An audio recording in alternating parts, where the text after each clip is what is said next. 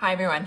All right, so remember Bill C-11? It used to be called Bill C-10 last spring. It'll allow the government to dictate what you can see or hear or post online. It actually punishes digital first creators for their success on new media platforms such as YouTube or TikTok or others. And it does that by making some of these folks discoverable and then others are obsolete. It also likely looks to penalize them in terms of a monetary penalization as well. So basically asking them to take a portion of their revenue and pay it into a central art fund, essentially.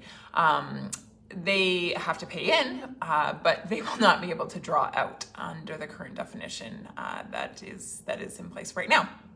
So that's unfortunate.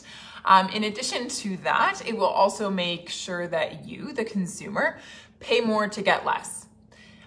You will pay more and get less from places like Disney Plus or Netflix or Amazon Prime, etc. So any of those big streaming companies that are outside of your traditional broadcasting system, you will have your choices hindered and you will likely have to pay more because doing business will become more expensive for them and therefore they have to pass that cost on to you.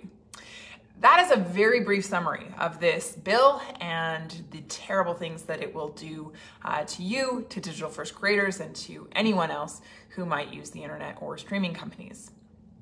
There's lots more, but we'll leave it there for today.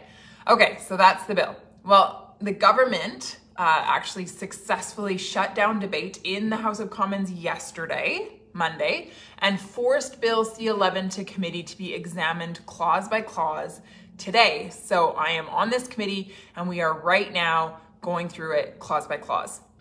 Now, before that, we were actually in the middle of hearing from expert witnesses, including new media or digital first creators who are targeted by this bill. And so we wanted to hear from them because they're going to be hugely impacted.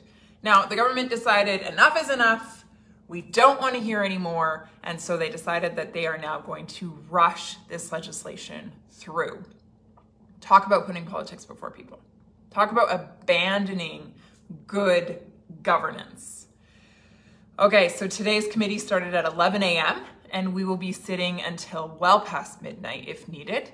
However, again, in an effort to shut down good process and stop conversation, the Liberals have also moved that by 9 p.m., whatever amendments are on the floor will be voted on with zero opportunity for scrutiny. Talk about censoring our speech. Talk about muzzling MPs that are around the table. And I should say, not are they just muzzling MPs, but actually, in fact, they're muzzling Canadians because we are here to represent you. And so when we are not allowed to speak to a piece of legislation, when we are not allowed to bring forward amendments, when we are not allowed to speak to those amendments, in fact, it is actually your voice, your concerns, the emails you have written to me, the phone calls you have made to my office that are not being represented. Interestingly enough, it's actually a censorship piece of legislation and they're censoring us. So it seems that control is the name of the game. Sad. Now, when we get to that point after 9 p.m., it's interesting that actually the amendments themselves won't even be read out loud. We'll just be voting yes or no, yes or no, yes or no, which means that the public actually won't hear what we're voting on, which means that there's this cloak of secrecy around this. That should be concerning. Now, you might recall that this exact situation actually happened the last time with this bill's predecessor, Bill C-10, last spring. You'll recall that things were getting hot. It was taking too long, said the government. They wanted their censorship legislation rushed through, and so they attempted. Now, here's why none of this makes sense right now. Because there is no deadline whatsoever for this bill to pass. None. The House is going to rise in about 2 weeks' time, which means that after this bill passes through the House of Commons, it will go to the Senate, and then it will just sit there. All summer long, it will just sit there. Nothing will be done with it. And the Minister of Heritage has even admitted this publicly. So why the rush? Why forfeit transparency and accountability? Why do away with that? Well, my hunch is that we were gaining too much traction. My hunch is that people like you were starting to catch on to what this government is intending to do with this legislation. And so in order to shut down your concerns, in order to shut down the proliferation of information that might get out there, oh my goodness, heaven forbid you should know the truth, the government is wanting to silence all of that and just rush it through. Now, we've seen that this is actually a regular pattern of this government, and it concerns me. It concerns me that they're threatened by an alternative point of view. It concerns me that they wouldn't want to hear amendments, that they wouldn't want to debate a piece of legislation that is forever going to change the internet. Now, I would say that we have been very effective in committee at getting to the truth.